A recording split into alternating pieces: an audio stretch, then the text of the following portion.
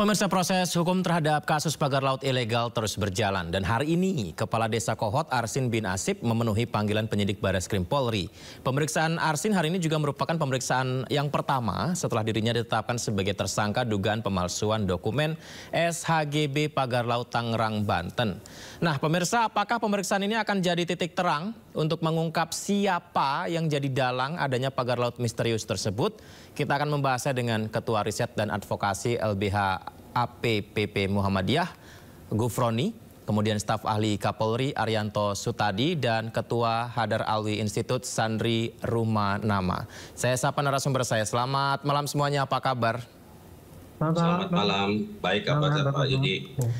Baik, terima kasih sudah bergabung di Sindo Prime. Mungkin pertanyaan saya pertama ke Pak Arianto terlebih dahulu. Pak Arianto, kalau saya baca dan melihat informasi di lapangan ya, ada 4 tersangka, kepala desa, Arsin juga sudah menjalani pemeriksaan perdananya hari ini. Kemudian sekretaris desa dan 2 orang penerima kuasa atas pemalsuan dokumen permohonan hak atas tanah. Nah, Pak Arianto, ini apakah sudah benar prosesnya seperti ini, Pak? Kenapa tidak dicari tahu dulu awalnya yang memohon mengajukan hak tanah ini siapa gitu, Pak Arianto? Nah, kalau untuk pembuktian seperti itu ya, saya tidak tahu ya. Wah, maksudnya yang dicari dulu itu yang mana? Karena kalau yang namanya penyidikan itu, Pak, itu adalah suatu serangkaian kegiatan yang menurut undang-undang untuk mengumpulkan barang bukti dan untuk menemukan tersangkanya. Makanya itu kemudian Pak Polisi pasti akan mencari saksi-saksi. Sekarang ini apa? Kemarin kan pemagaran laut dan kemudian pemalsuan surat, kurang lebih kan begitu ya. Itu unsurnya apa aja, itu kemudian nanti akan dicari bukti-bukti untuk pendukung untuk itu. Nah, sekarang yang didapat adalah bukti-bukti pendukung pemalsuan kemarin itu. Kebetulan saya mendengar dari Pak Dirbi itu Pak Kepala Desanya itu sangat kooperatif. Karena begitu diperiksa, waktu belum sampai ke penyidikan ya, dulu pada penyelidikan itu sudah ngaku, ya Pak, dulu memang memanipulasi surat-surat itu bersama dengan sekdesnya dan sebagainya itu.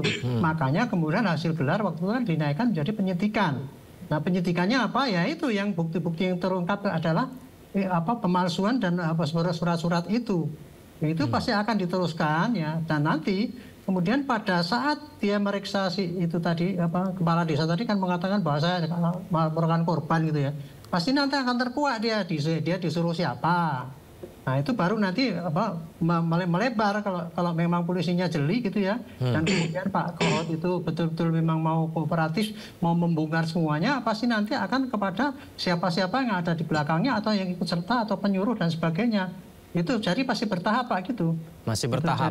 Ya, untuk saat ini saya nggak ngerti itu sampai di mana itu kedalamannya itu. Ya mudah-mudahan dengan cepat akan bisa merembet kepada yang intelektual dadernya juga itu. Berarti karena dalam pengalaman saya ya Pak ya, pembuktian di Indonesia itu kasus-kasus dengan menggunakan KUHP UHAP yang sekarang ini, kebanyakan yang bisa terjangkau itu kebanyakan hanya para pelaku-pelaku di lapangan, sementara intelektual dadernya sangat sulit untuk menjangkau karena harus memenuhi bukti-bukti yang sangat rumit kan menurut KUHP itu gitu. Itu estimate saya ya, tapi mudah-mudahan ini karena kasus nasional kemudian betul-betul polisi bisa maksimal ya, paling tidak polisi nanti akan memberikan ini loh saya dapat keterangan-keterangan ini gitu ya. Nah, seandainya nanti kemudian ada di luar kecurigaan bahwa ini ada bukti kok tidak diperiksa. Nah, itu saksi itu mestinya secara kooperatif lapor kepada polisi supaya bisa ini ditelisik kesaksian ini kalau seandainya Pak Kohotnya nggak berikan kesaksian gitu. Jadi ini kasusnya bisa berkembang gitu. Sepanjang pengalaman Pak Arianto, sebenarnya apa sih kesulitan sehingga sangat susah untuk mencari tahu aktor intelektual yang utamanya di balik ini semua? Ya, karena KUHP itu kan pembuktiannya tidak cukup dengan keterangan saksi. Harus ada bukti saintifik. Kalau seandainya misalkan ini Pak yang nyuruh ini, nyerahkan ini, harus ada bukti saintifik yang ada. Misalnya kwitansi ataupun track record ataupun digital record dan sebagainya itu yang harus dipenuhin. Kalau selama itu nggak ada, nggak bisa hanya berdasarkan keterangan saksi saja Pak. Pak Gufroni.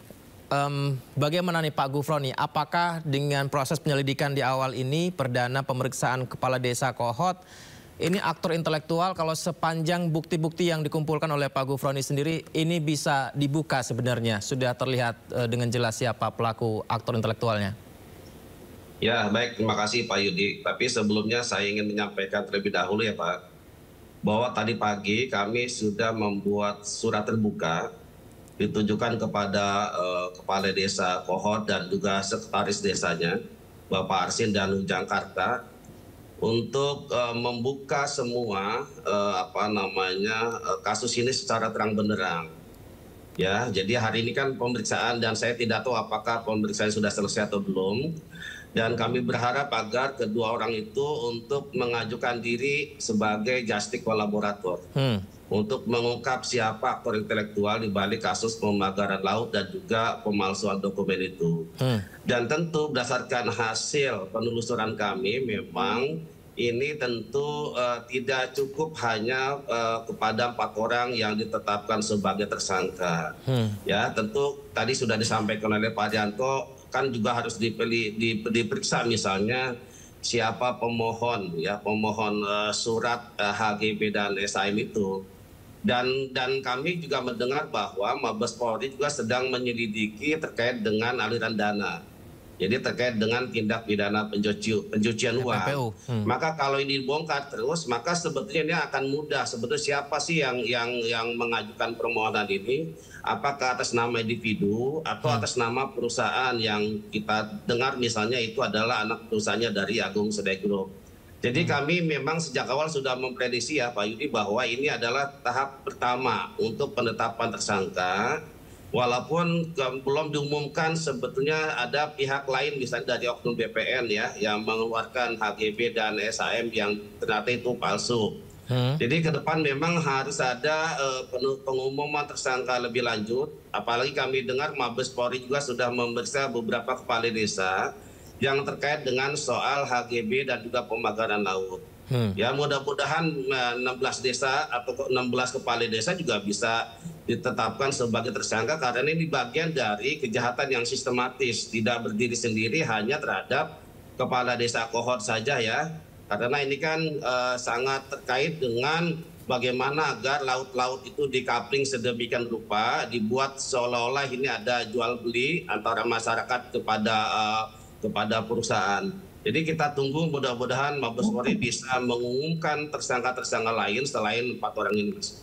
Pak Gufroni, kalau dari bukti yang Anda dapatkan di lapangan, sebenarnya kepala desa ini apakah memang selain terstruktur mereka mengetahui aturannya sehingga ada penyelewengan atau ada unsur ketidaktahuan sehingga keluarlah sertifikat dan dokumen-dokumen tersebut?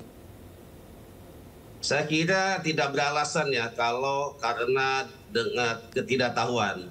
Ini kan sejak awal sudah dikondisikan sedemikian rupa. Ingat ya bahwa kejahatan ini bukan kejahatan yang sifatnya individual yang dilakukan oleh oknum-oknum kepala desa, tetapi ini sifatnya sudah TSM ya, terstruktur, sistematis, masif melibatkan 16 kepala desa. Hanya saja mungkin yang baru terungkap untuk desa Kohot karena itu kan sudah terbit HGB dan SAM-nya. Sementara 15 kepala desa kan mengajukan hal yang sama kepada BPN untuk bisa diterbitkan HGB dan SAM itu.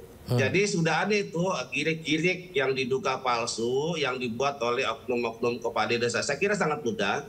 Dan itu kan ada nama-nama desa-desa yang sudah dicantumkan oleh pemohon dalam ini pengacara yang sekarang sudah ditetapkan tersangka atas nama Septian. Kalau kita lihat kan itu jelas tuh kepala desa mana, luasnya berapa hektar, dan itu kan ada permohonan dari masing-masing kepala desa itu.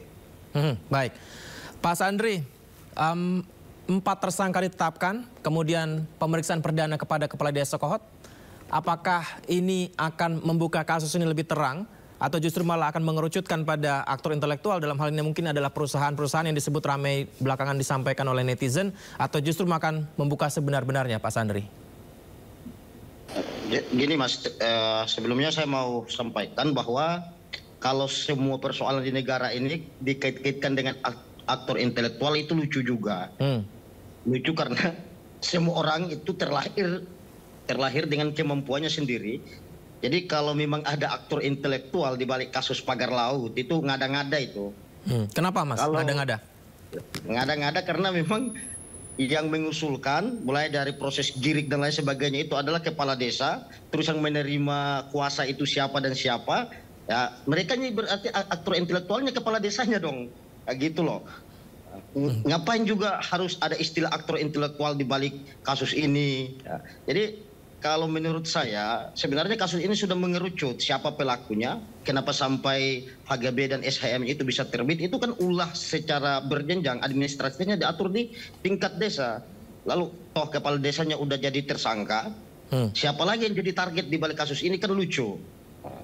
Kalau memang ada pengembangan dan dari penyelidikan itu, nanti kasusnya setelah ada tahapan-tahapannya di tahapan penyidikan di kepolisian itu sendiri. Tapi kalau kemudian kita main opini publik bahwa ini ada aktor intelektual, terus kita kait-kaitkan dengan Agung Sedayo Group, anak perusahaan Agung Sedayo dan lain, janganlah. Jangan, kenapa? Karena sampai sekarang belum ada bukti otentik bahwa SHM dan HGB itu terbit, ya itu karena ada permainan dari anak perusahaan dari Agung Sedayo Group itu sendiri. Misalkan ada beberapa sertifikat yang kemudian dikait-kaitkan atau memang terbit atas nama perusahaan yang disebut memiliki afiliasi dengan Agung Sedayo Group. Res kepentingannya pun berbeda. Jadi kalau memang larasnya ini bahwa ini ada aktor intelektualnya siapa? Gitu Mas. Baik, menarik. Pak Gufroni, apakah ini murni salah kepala desa dengan adanya usulan girik yang dipalsukan, dokumen yang dipalsukan, sehingga aktor intelektualnya ya kepala desanya, Pak Gufroni? Ya, memang kami menduga ya bahwa ini kasus ini terkesan dilokalisir di 4 orang ini. Ya, kepala desa menyatakan karena kelalaian, ya, karena ketidaktahuan dan seterusnya. Kemudian dari pengacara Septian mengatakan ini karena ada permohonan yang segala macam gitu, sehingga di antara mereka saling menyalahkan. Tapi intinya kami melihat mereka ini saling menutup-nutupi sesungguhnya siapa sebenarnya dader yang sebenarnya.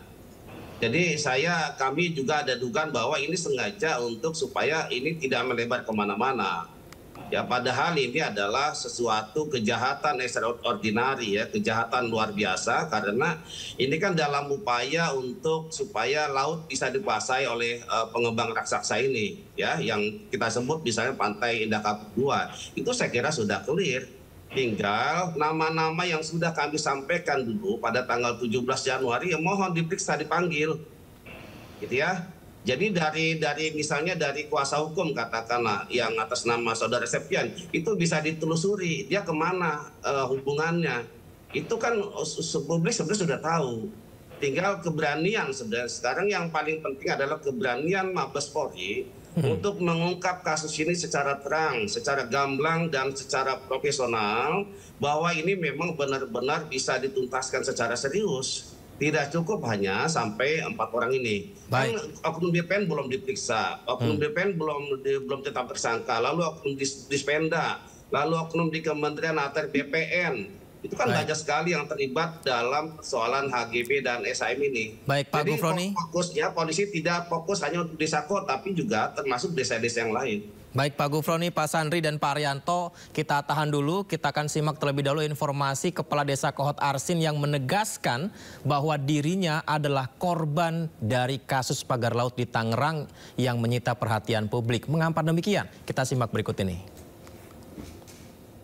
Oleh karenanya pada kesempatan ini dengan kerendahan hati saya ingin menyampaikan permohonan maaf saya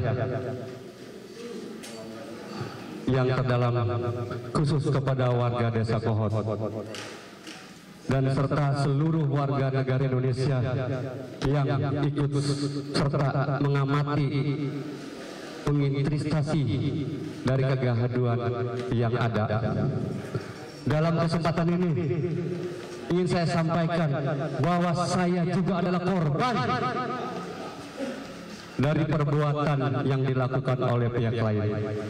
Tentunya ini terjadi akibat dari kekurangan pengetahuan dan tidak hati-hatian yang saya dapat lakukan pelayanan publik di Desa Kohot. Evaluasi akan dilakukan agar hal-hal buruk dalam pelayanan masyarakat Desa Kohot di kemudian hari tidak terulang lagi. Baik, Pak Sandri, saya mengutip yang Anda sampaikan, tidak ada aktor intelektual di kasus ini. Tapi nih Pak Sandri, kalau kita mendengar barusan yang disampaikan Kepala Desa Kohot, dia diperintahkan oleh seseorang dan dia juga merasa jadi korban. Kalau dari statement tersebut, berarti ada orang lain di balik ini semua. Bisa saja itu adalah aktor intelektualnya, Pak Sandri. Ya, kenapa dia nggak buka aja waktu ditetapkan jadi tersangka, diperiksa dan lain sebagainya? Kenapa dia harus tutup-tutupi? Jadi kalau memang ada aktor intelektual yang kemudian yang disebutkan oleh Kepala Desa Kohot di sini bahwa dia adalah korban, terus ada orang yang menyuruhnya, kenapa dia nggak buka secara gamblang di publik, biar nggak jadi misteri ini persoalan? Kenapa dia harus tutup-tutupin? Masa dia harus mengorbankan dirinya sendiri demi kepentingan orang lain? Itu pertanyaan yang paling mendasar. Jadi ada keganjalan dalam persoalan penanganan kasus ini. Kalau memang aktor intelektual yang dimaksud ini siapa, dan itu adalah orang yang dimaksudkan oleh Kepala Desa Kohot, bahwa dia itu disuruh oleh orang lain, buka aja ke publik, nggak ada yang takut kok. Kalau memang ada intimidasi, minta perlindungan. Terus misalkan sarannya dari kawan-kawan tadi bahwa ada justice kolaborator dan lain sebagainya, ini kan langkah-langkah hukum untuk bagaimana melindungi korban tadi. Makanya masih banyak ruang-ruang hukum, ruang-ruang regulasi yang bisa dipakai untuk menyelamatkan dirinya, mencari perlindungan dan lain sebagainya. Jadi janganlah Kepala Desa ini jangan mendramatisir ini persoalan gitu loh. Kalau memang ada aktor lain buka aja biar gamblang ini rakyat tahu bahwa kamu disuruh si A, diperintahkan si B untuk melakukan pemalsuan, untuk melakukan surat keterangan palsu, girik palsu dan lain sebagainya. Jangan ditutup-tutupi. Gitu, Mas. Baik. Pak Gufroni, saya juga pernah bertanya kepada Anda mengenai siapa saja yang disampaikan kepada pihak kepolisian untuk rekomendasikan untuk diperiksa begitu. Nah, kalau yang sekarang setelah 4 orang jadi tersangka, apakah ada nama-nama lain yang juga disampaikan lagi ke pihak kepolisian untuk diperiksa? Dan dari nama-nama tersebut, Pak Gufroni, mana yang muaranya menjadi aktor intelektual paling berpengaruh dari kasus ini sebenarnya, Pak Gufroni?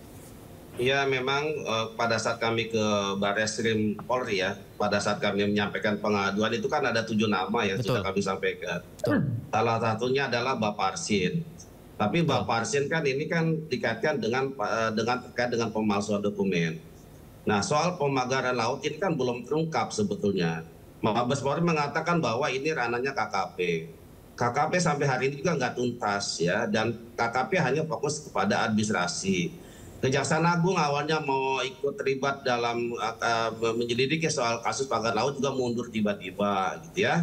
Maka tentu saya harus sampaikan lagi untuk mengingatkan penyidik bahwa 7 orang ini baru 6 yang dijadikan tersangka, sementara 6-nya belum. Jadi kalau mau saya sebut ya, sebenarnya ini sudah sangat viral di masyarakat.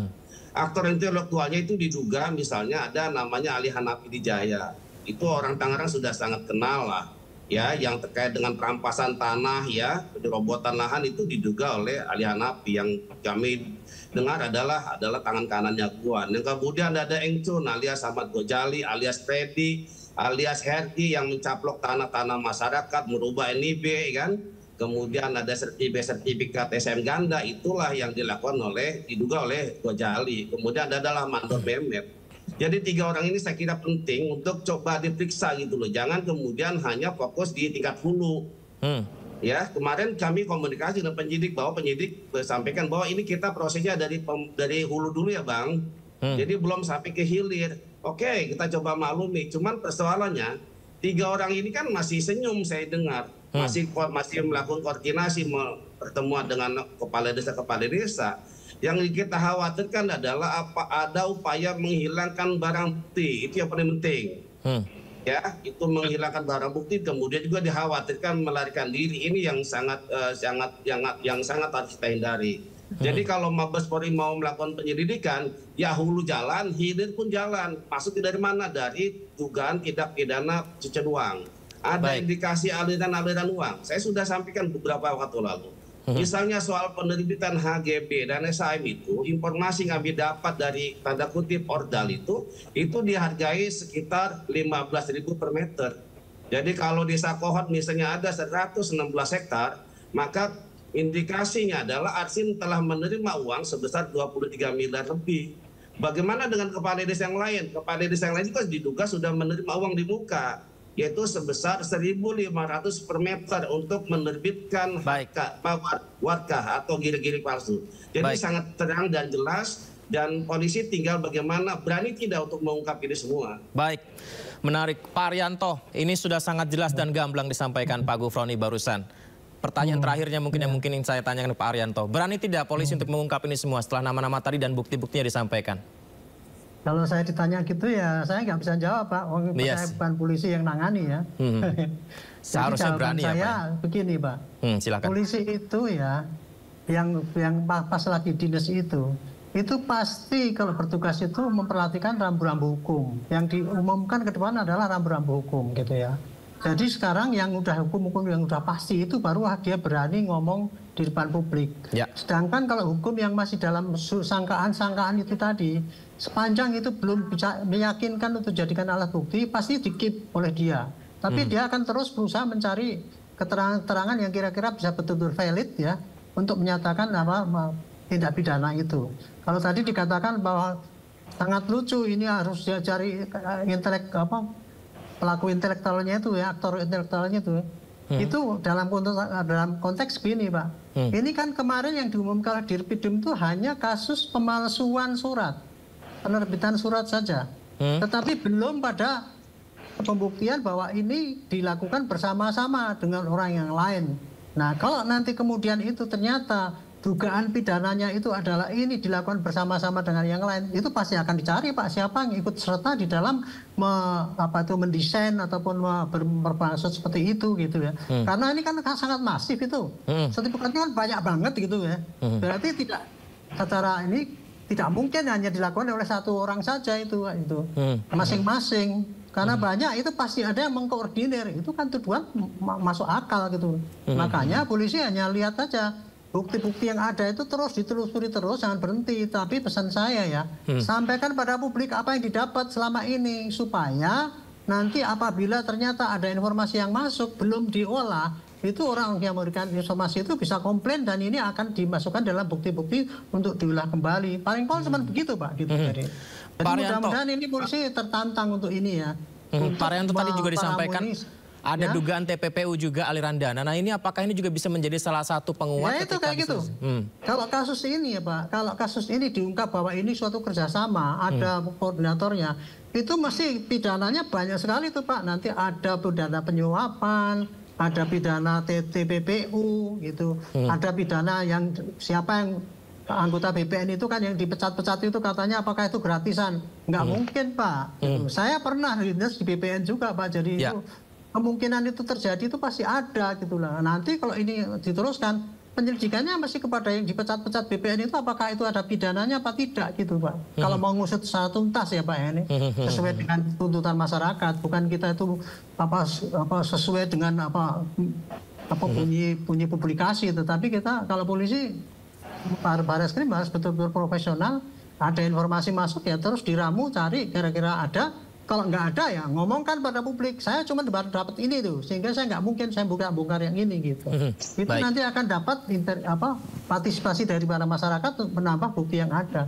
Itu yang bisa dikerjakan oleh polisi, Pak, gitu. Jadi masih tetap ada POM, tetapi juga dia jujur apa yang terjadi. Karena penyidikan itu adalah apa yang terjadi, Pak, kejadian itu. Itu yang dicari buktinya.